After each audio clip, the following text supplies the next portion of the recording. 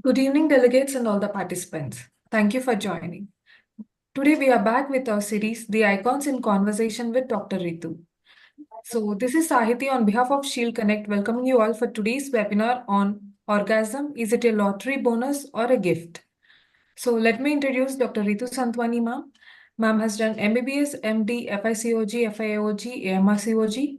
Ma'am is the consultant obstetrician and gynecologist, IVF specialist, founder and CEO of 360 Degrees Healthcare Studio.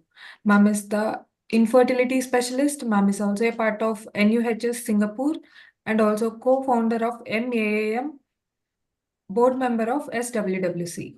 So I welcome you, ma'am, and I hand over the session to you. Yeah. Thank you, Sayati, and thank you, Shield Pharma, for providing the platform. Knowledge is confidence, and we all believe that knowledge always increases by sharing. With this motto, I started this series at the time of the lockdown. And by the grace of the God and the stalwarts like Jumani sir, who are always supportive for the knowledge sharing, this program is still doing the number one. So, warm welcome to all dear delegates who have joined all across the geography. Today with us, the sir is there, Dr. Deepak Jumani sir. Sir is the ocean of knowledge. Sir is always keen to share his knowledge. This is a brief CV for the sir. Sir is senior sexual health physician and counselor, honorary assistant professor at Sir JJ Group of Hospitals and Grand Government Medical College and Mumbai Police Hospital, fellow of regenerative clinical medicine, diplomat American board certified clinical sexologist, fellow of American College of Sexology, Asset Certified Sex Therapist, Course Director and Mentor, Fellowship in Clinical Sexology, MUHS, Co-Chairman of IMA Initiative for Sexual Health, Cybercrime Invention Officer by the Government of India, and Sir's very famous book, The Sex Has No Expiry Date. Sir, a very, very warm welcome to you. Today's topic is also a very bold topic. So, a lot of doctors have joined. So, I have got received some messages in the YouTube. Some have joined from the Bangladesh and some have joined from via Kuwait. So a very, very warm welcome to you. Over to you, sir.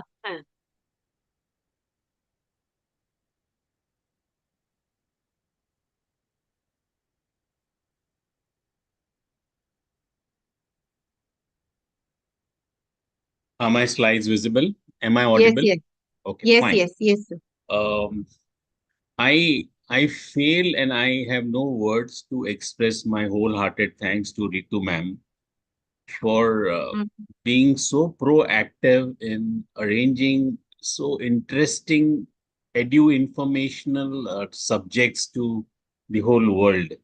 I think this is giving back to the society, and this is her contribution, which should be written on the stones in the letters in the colors of gold.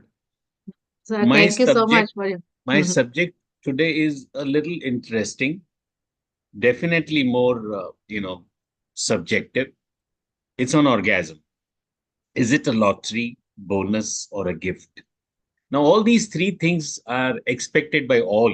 I should get a lottery. I always should get a bonus, and I always should get a gift. All people love it.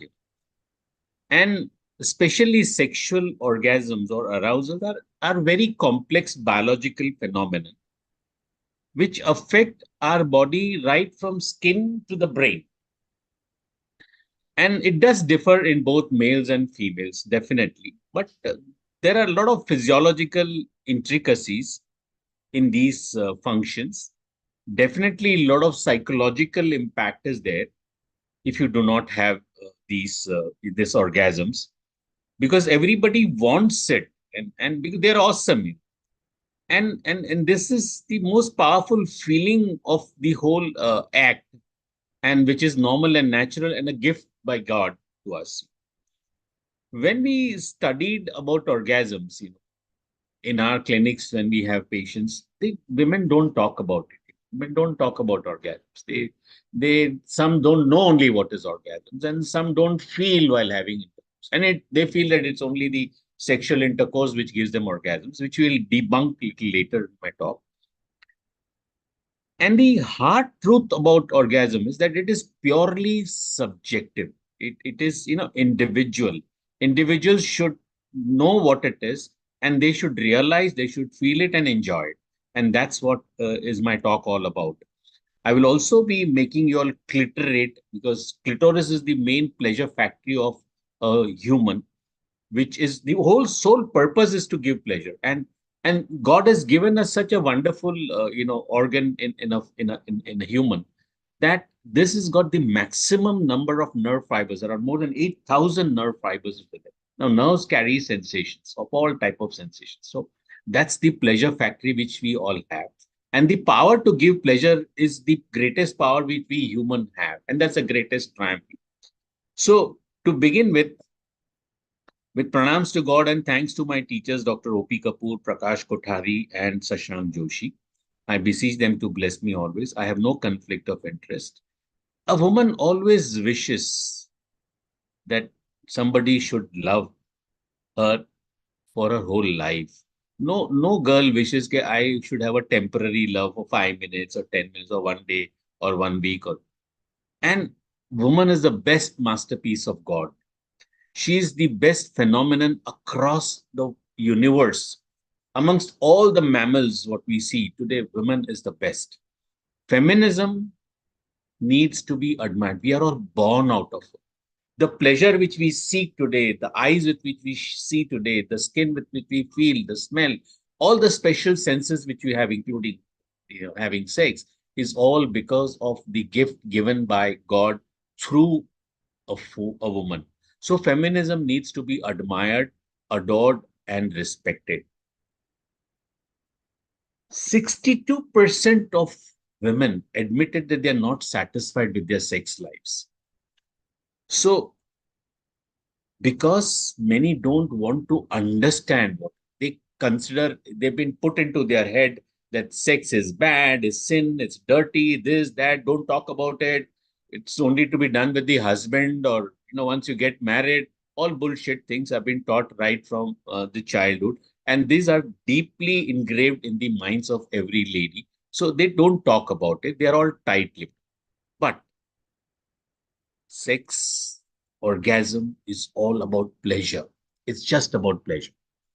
And pleasure is the shadow of joy. And joyfulness is life, isn't it? So it's a passion, and you're right. Sexual pleasure should be without guilt, fear, and shame. To have that pleasure, you need to be educative. You don't need to expect, or you don't need to wait for it. It's there, always there. You have to just feel it and enjoy it. The power to give pleasure is the greatest power we have. Now, to understand orgasm, we need to understand what is a female sexual response cycle. And orgasm is one part of it.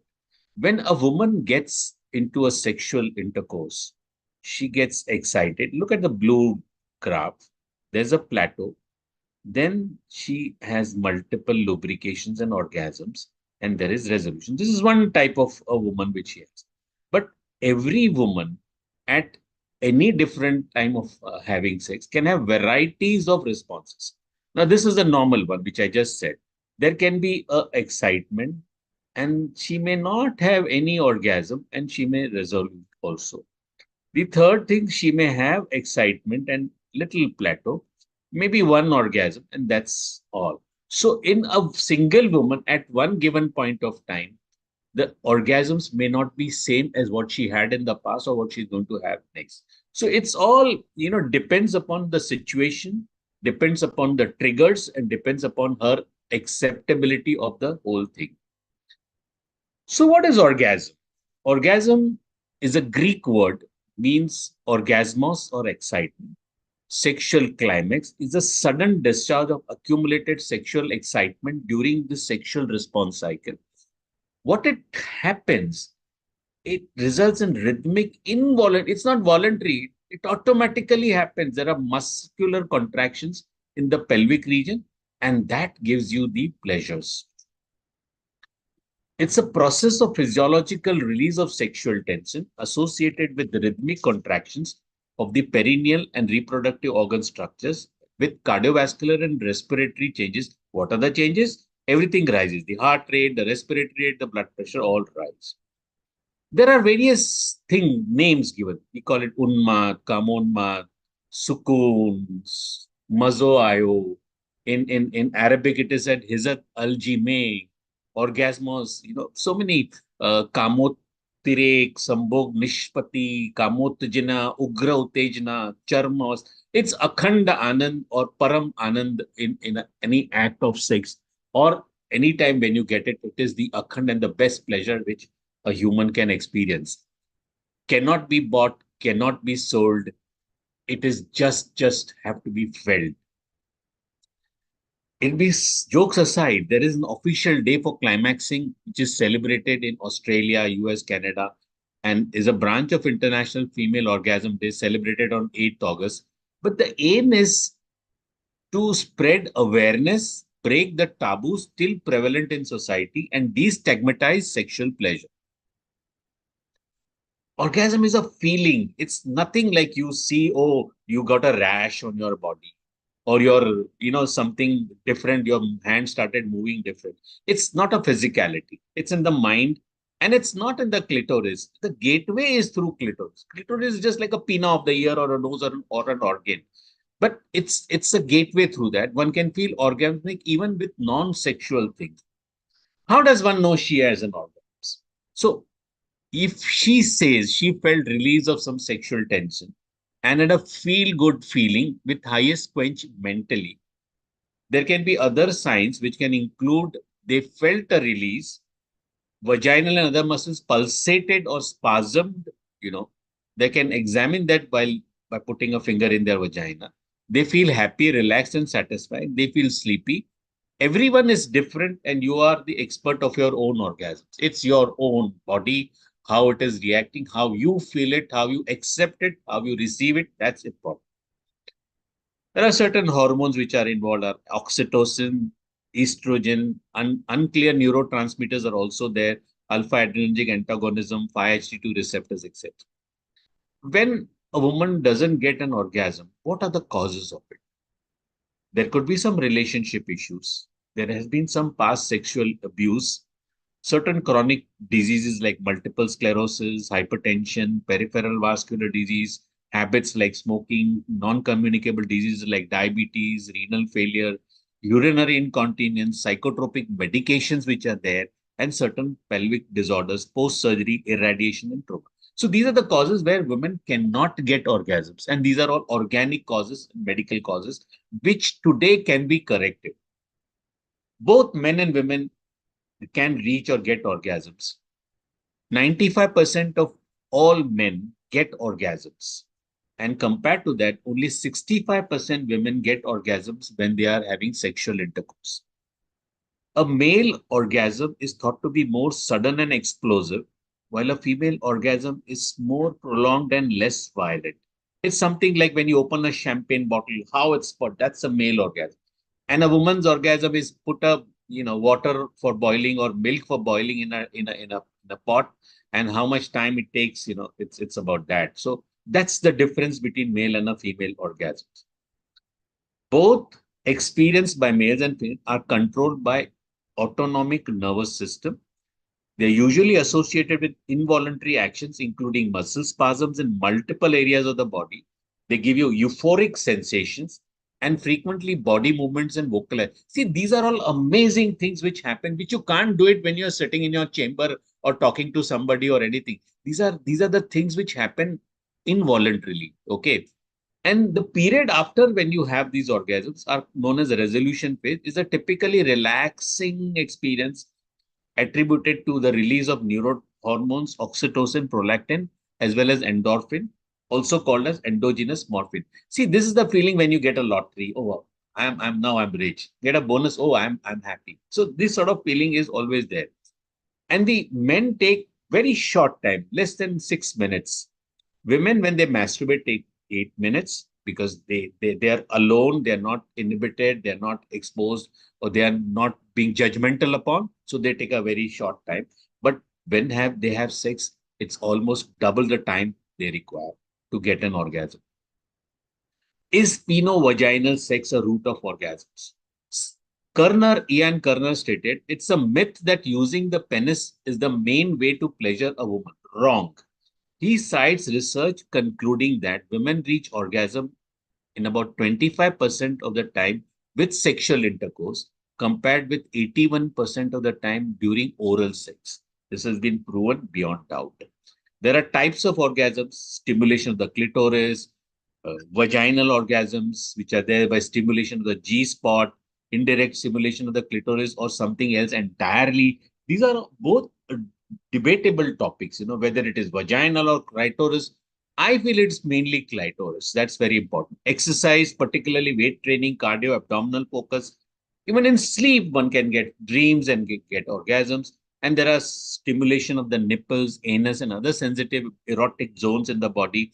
And they can also produce orgasms. Every body is different. So clitoris can be compared to penis of a man. Orgasms vary in intensity and in women, vary in their frequency of their orgasm and the amount of stimulation necessary to trigger. So there are certain triggers which are always there in a woman, and they differ in every woman, and they differ even in the same woman at any given point of time. Clitoral orgasms are easier to achieve because the glans of the clitoris, I'll show you the whole anatomy, as a whole has more than 8,000 sensory nerve endings, which is as many or more in some cases nerve endings as are present in the human penis or glans penis. As the clitoris is homologous to the penis, it is equivalent in its capacity to receive sexual stimulations. Sigmund Freud just said that it is the vagina which causes orgasms. This myth was busted by Alfred Kinsey and Master and Johnson.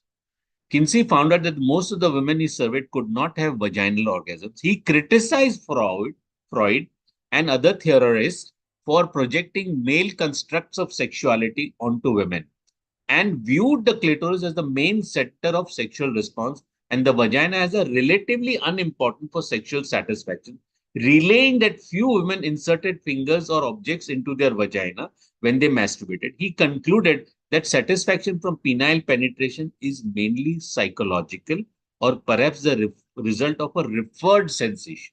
So main organ is clitoris. O'Neill suggests that the clitoris interconnected relationship with vagina is the physiological explanation for conjunctor G-spot. Having used MRI technology, which enabled her to note a direct relationship between the legs or the crura of the clitoris and the erectile tissue or the clitoral bulbs and the corpora and the distal urethra and vagina, she stated that the vaginal wall is the clitoris, that lifting the skin of the vagina on the side walls reveals the bulb of clitoris, triangular crescent, and masses of they all have erectile tissues and they get flooded, and that's how they feel. French researchers also reported similar findings to that of Connell. In 2008, they published 3D sonography reports, medical ultrasound by stimulating clitoris, and republished them next year, demonstrating the ways in which erectile tissue of the clitoris engorges and surrounds the vagina. So it was the clitoris which gets engorged first, and then because of the neural and the vascular connection surrounds the vagina, arguing that women may be able to achieve vaginal orgasm via stimulation of G-spot because the highly innervated clitoris is pulled closely to the anterior wall of the vagina. When the woman is sexually aroused and during vaginal penetration, they assert that since the front wall of the vagina is inextricably linked with internal parts of the clitoris, stimulating the vagina without activating the clitoris may be next to impossible. So it is the clitoral thing which is producing the organism. Of course, vagina is a part of it because it's connected.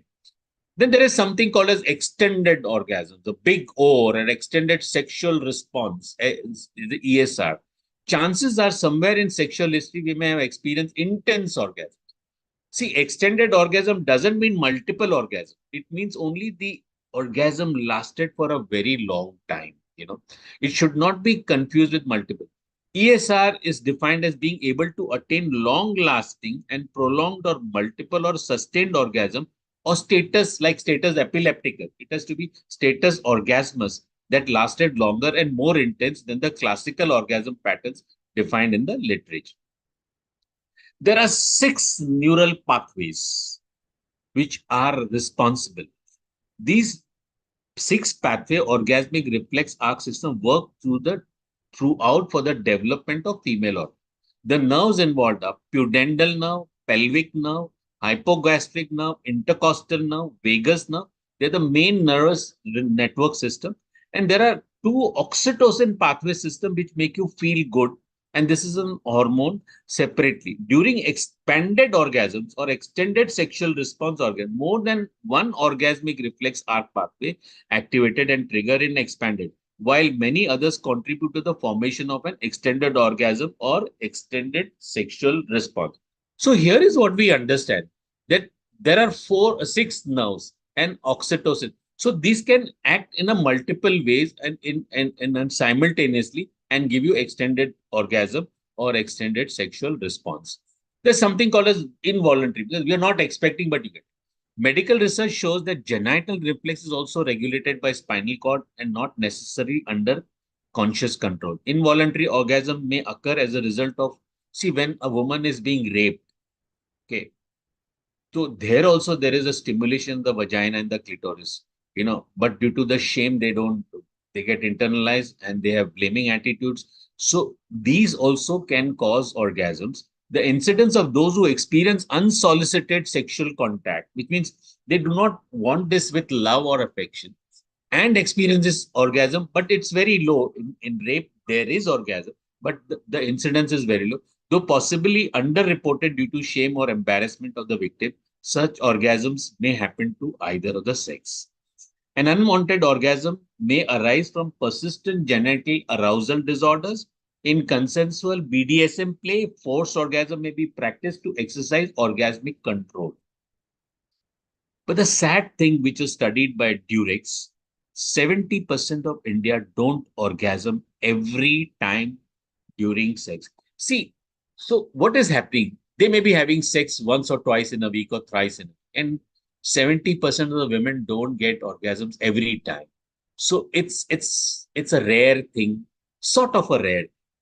And what is the rare thing? You don't get lottery every day. You don't get bonuses. You don't get gift. You get it on certain occasions. So I compare it in this way, that these are opportunities which we get not often, not regularly. There are certain facts. Orgasms can help you relax because of oxytocin, dopamine. We all know that. It's a temporary state of bliss and you become stress-free. They provide pain relief. A lot of studies have proven the pain tolerance threshold and pain detection threshold increase significantly by 74.6% and 106.7% respectively. Lastly, individuals who are paralyzed below the waist may still experience orgasms. Typically, this is achieved through stimulation of the nerves just above where they were paralyzed. According to the Danish National Committee for Pig Production, the upsuck theory holds true in pig. In the TED talk, which was done by Mary Roche, she explained that in one of the things that there is a 6% increase in the number of piglets produced when the sow is sexually stimulated. So it can cause increased population, or this is called upsuck theory, which was beautifully explained by Mary Roche. Let us go now to the history of this seductive splash or the female organ. In 1940s, women did masturbate. Alfred Kinsey unwillingly study done in 1940s, an overwhelming 40% of women admitted to experience their first orgasm while masturbating. The study was massive and revealed fascinating facts about human sexuality. At that time, it was something new in 1940, around almost 80 years back. The studies continue to challenge the traditional ideas surrounding female sexuality today. To sum it up, masturbating is a fantastic way to explore your most intimate parts before or during a hot or heavy sexcapade with your lover. So it's the best thing to experience what it is. Then in 20 years later, science is really sexy. I feel if there's anything sexy today, it's science. Everything something new or other things which we, experience or which we know it's happening. So I call science is sexy, especially when new studies demonstrate that women are multi-orgasmic. Starting late in 1950s, scientific findings about sexual stimulations began to flood the mainstream media. These specific studies paved the way to research and acceptance around the philosophy of human sexual response. Then in 1960 to 80, there was a sexual revolution. Beginning of extramarital affairs, increased partners, homosexuality, freedom of sexual expressions literally exploded. In these times, spotlight on clitoris orgasm created a sexual frenzy. Talk about free love. Today we still thank heavens for this magical pleasure point. All hails to clitoris. See, I salute clitoris. I mean, God has given us a fantastic pleasure factory. So this is what we should also. Then late in 2000, forget what is apple a day keeps a dog. Masturbate yourself to be healthy. That is the way you can be healthy. In 19th century or present day, it's all about how orgasms should be a part of your daily well-being regime. Nowadays, countless studies show that orgasms can lead to lower blood pressure and reduced risk of hypertension in all. Other studies shows link between the clearer skin and the better mood. And you warm up your body to ensure that you get daily dose of orgasms. That's very important. This fantastic human being, Betty Dodson, I call her the guru of self-pleasure, the pioneering sex educator. She if you read about her, she was the pioneer in how important sexual pleasure is. And she says it's within you, in your own body, and how to pleasure yourself. So fantastic. She used to organize workshop all for ladies and gents. They used to all strip completely and explore their body and experience how the things are. And this is what she did. Her pioneering work. I salute her. She's no more. She died a few years back.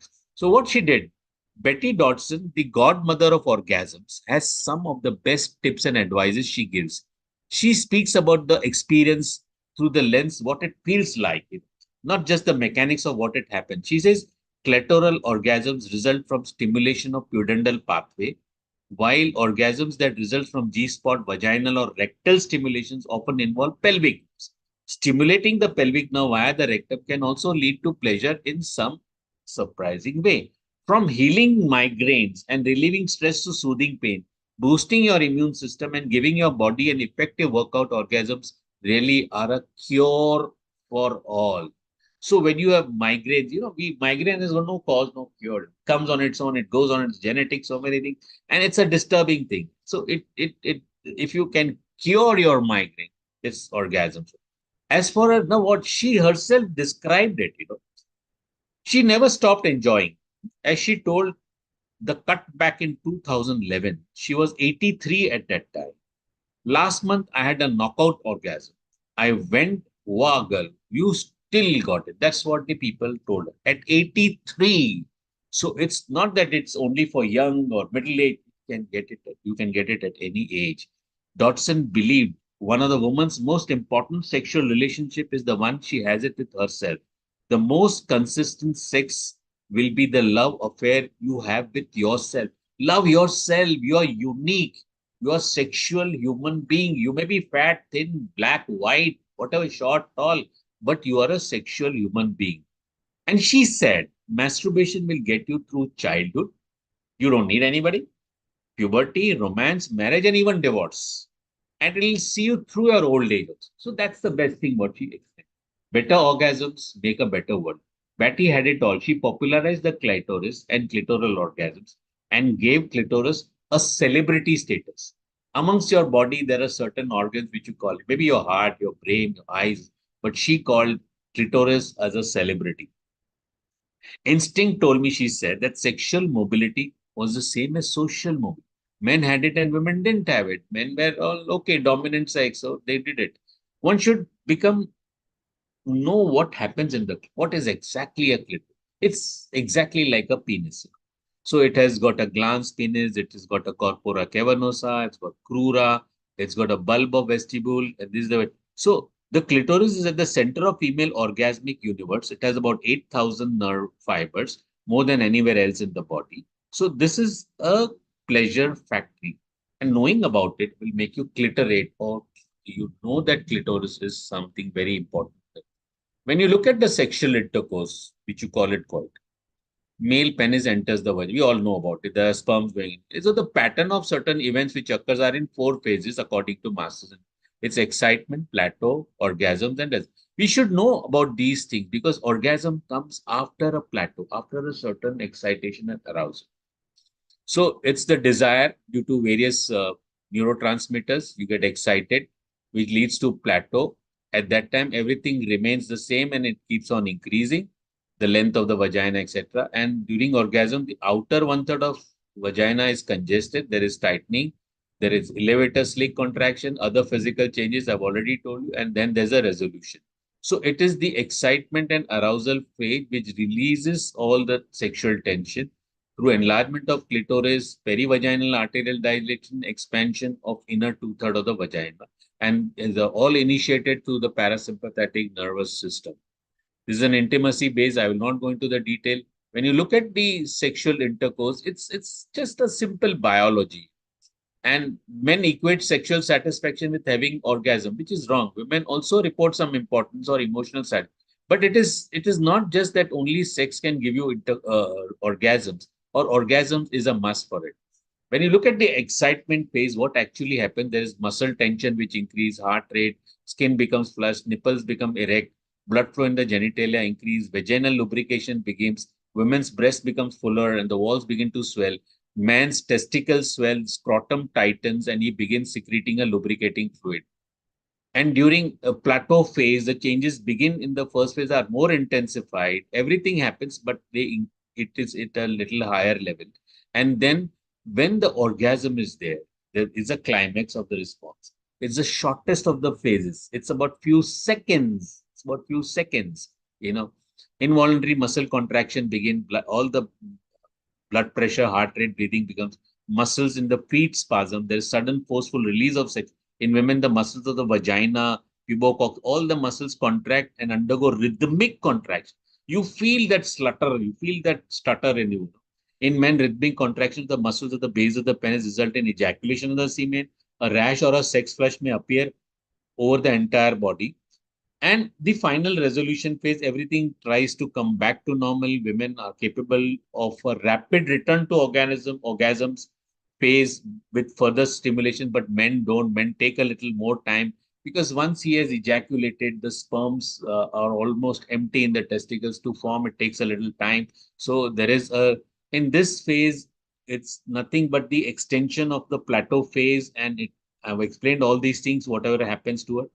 And a lot of pelvic clonic striated muscle contractions occur at approximately 0.2 interval, and they can last for up to 60 seconds. These are all associated with subjective feeling or feeling good, etc. And they are all involuntary actions, including vocalizations. You start feeling, those sounds which come, they are involuntary. They come muscular spasms in the other areas of it. They have euphoric sensations, heart rate, blood pressure, everything. According to DSM-5, see, this is all normal which happens, but there are certain disorders in women which have been classified by DSM-5, and they are hypoactive desire arousal. They've all merged into sexual interest arousal. Female orgasmic disorders have been unchanged and remain. So we'll focus more on female orgasmic disorder. Other are genitopelvic pain and penetration disorders, which is another chapter by itself. So let us talk about what is female orgasmic disorder, FOD. It's nothing but absence or delay of orgasm. Now you know what is orgasm, how important it is, how beautiful it is, how rare it is. Now let's understand if you don't have it. Well, what are the reasons for it? Women exhibit wide variety in the type of intensity and stimulation that trigger.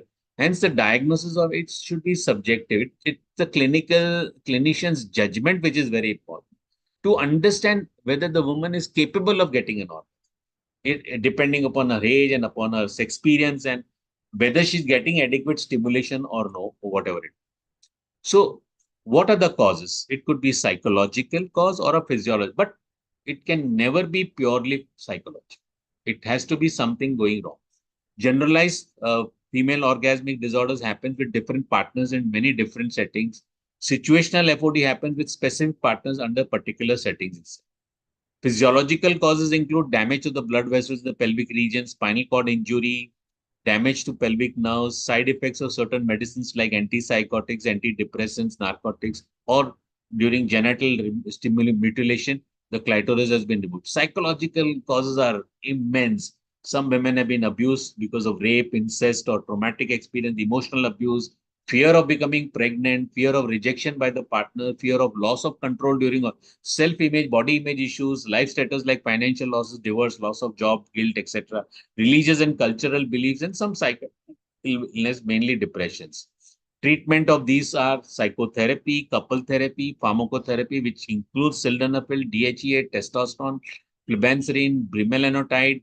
What best works is guided sex therapy to the couple, and how, and men need to understand that women need direct clitoral stimulation and not just penovaginal. The vagina may be lax and he's having intercourse in a missionary position where the clitoris is not touched at all. So she won't feel orgasmic. Women need to strengthen that and tone their pubococcygeal muscles by doing Kegel exercises. Tantric training, Tantra is a beautiful science and beautiful way of enjoying sex, eye gazing, synchronized breathing, touching, and being mindful about everything. So, is sex without orgasm satisfying? Yes, nearly 46% agree, and another 43% concur that it depends, perhaps on things like emotional connection, love, and rewarding touch. I will give you some 8 beautiful myths which your patients may tell you because they have read some wrong thing on the internet. See, internet is a dumping ground. Koi kuch bhi dal deta. So you need to understand what are the wrong things and explain to your patients. So there are certain myths which women carry and men carry. What are these? There are about 8 or 9 myths which you should know. Then I'll end my talk. So first myth, it takes me too long to have an orgasm. I should be able to climax more quickly. This is what a woman feels, and it's a myth. The fact is, women typically need more time than men to orgasms. That's completely normal and healthy. A caring partner won't rush you or judge you for needing what you need. So why does this matter? It matters because feeling that our orgasms take too long can lead to stress, which makes it even harder to reach orgasms.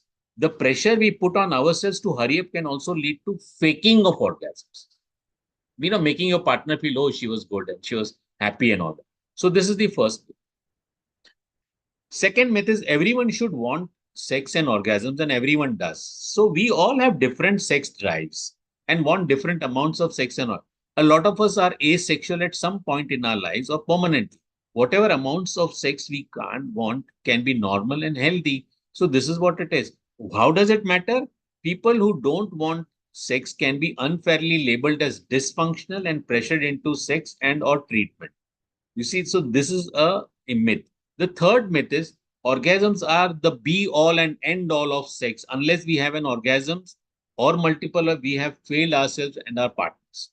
See, pleasure is the most important measure of good sex. Sex can be amazing, pleasurable, and intimate with or without orgasms. Why it matters is there can be so much pressure to climax that it becomes a stressful performance that robs us of pleasure. Partners can add pressure and feel their performance is inadequate if orgasms doesn't happen. This can also lead to faking orgasms to make the partner feel better and get it over with. Another myth is there are two kinds of orgasm, vaginal or clitoral. Vaginal orgasms are better than clitoral. This is again a wrong. All orgasms result from clitoral stimulation. Even orgasms we experience in our vagina and cervixes are due to stimulation of the internal parts of the clitoris. How does it matter? Believing that there are non-clitoral orgasms feeds into the myth that our vagina are our primary sexual organs. Thinking that vaginal orgasms are better than clitoral once further conceals the reality of clitoral primacy in orgasms, and they ignore the main factory of pleasure. Another myth is I used to have great orgasm, but now I can't, so I must be broken. There must be something wrong too. The fact is, it's normal for our sexual responsiveness to change over time. It can go up and down, for example, during pregnancy, nursing, hysterectomy, perimenopause, other causes which include having a new partner, new health conditions, new medications, increased stress or trauma. These changes may be temporary or long-term and may or may not be reversible. Even if we are bereft about these changes, we can still eventually have a pleasurable and meaningful sex life. Now, how does it matter? While it can be extremely frustrating, we are not broken because of our ability to orgasm changes. If we are filled with shame about it, we are less likely to seek the support and therapy we need. So we don't have pleasure if you think like this. Another myth is I should have multiple orgasms, enjoy vanilla sex and do what my partner likes. The fact is, we are each sexually unique. The best way for you to be sexual is the way you are sexual.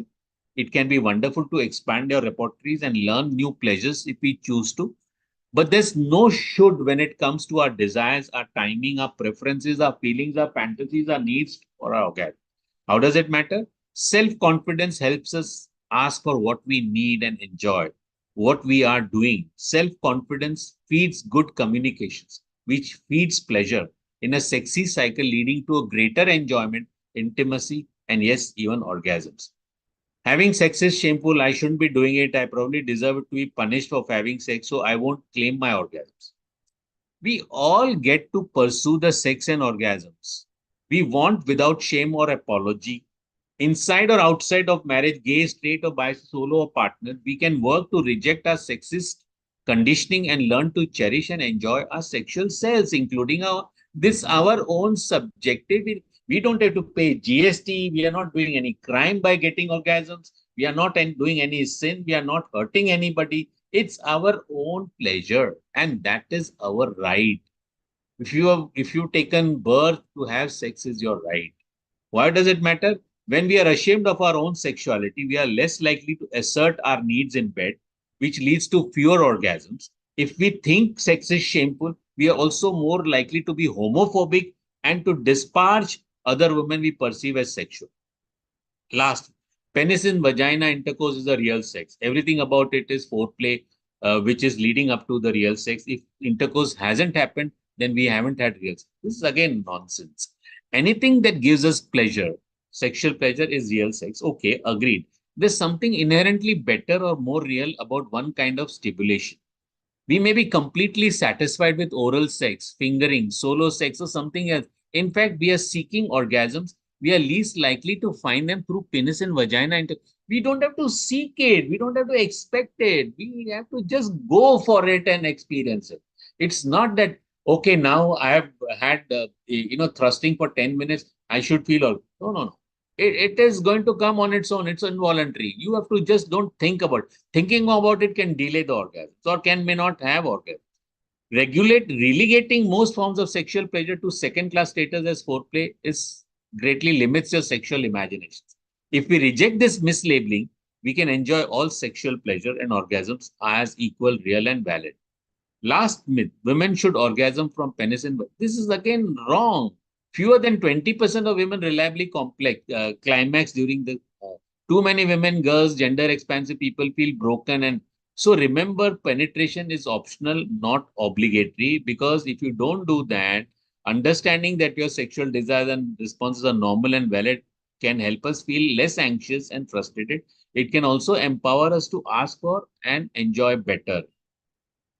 My body is unattractive and ugly. See, everybody is unique. Your labias, clitoris, pubic hairs, etc. are having different sizes, different colors, etc., shapes and all. Everybody is unique and different. Porn doesn't represent the diversity of the vulvas. So, but you are beautiful in every way, except the way you are. It's a lot harder to enjoy and relax if you think all these things, and you become self-conscious. You cannot never compare yourself. Everyone is a sexual human being, and that's normal.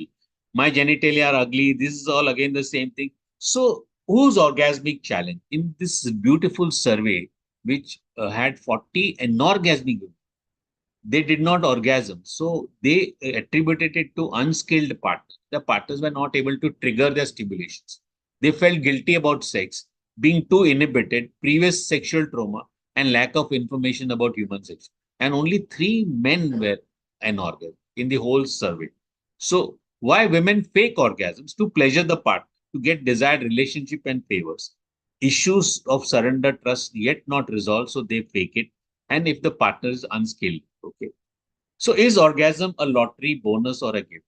What is a lottery? It's a form of gambling that involves the drawing of number of numbers at random for a prize. All don't get it, and all don't get it always.